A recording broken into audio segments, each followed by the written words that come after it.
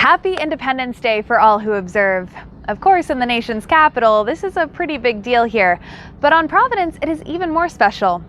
This is the week of Captain John Paul Jones's birthday.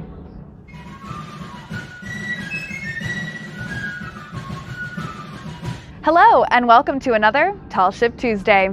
My name is Caroline, and this week we want to take the time to honor not only the founding of our nation, but one of Providence's most famous naval captains.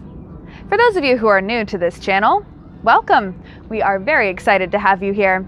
But for those of you who have been here for some time, I am sure you have heard or seen Captain John Paul Jones a time or two. Captain John Paul Jones is one of the most famous naval captains to sail for the United States during the Revolutionary War. But before he was a naval captain, John Paul Jones was born John Paul on July 6, 1749, in Scotland.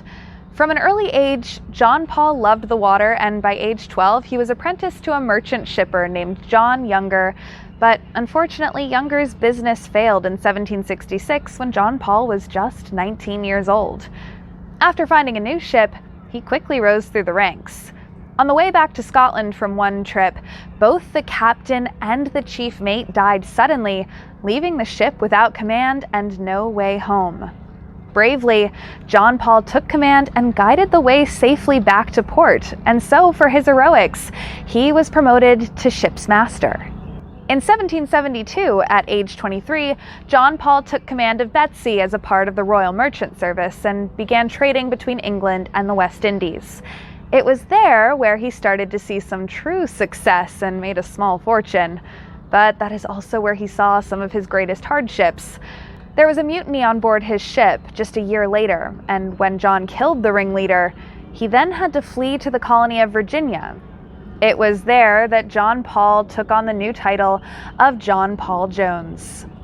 While in Virginia, Jones became a sympathizer to the rebel cause, and as soon as the Continental Congress announced the creation of the Continental Navy on October 13, 1775, Jones rushed to Philadelphia and he became a first lieutenant on Alfred.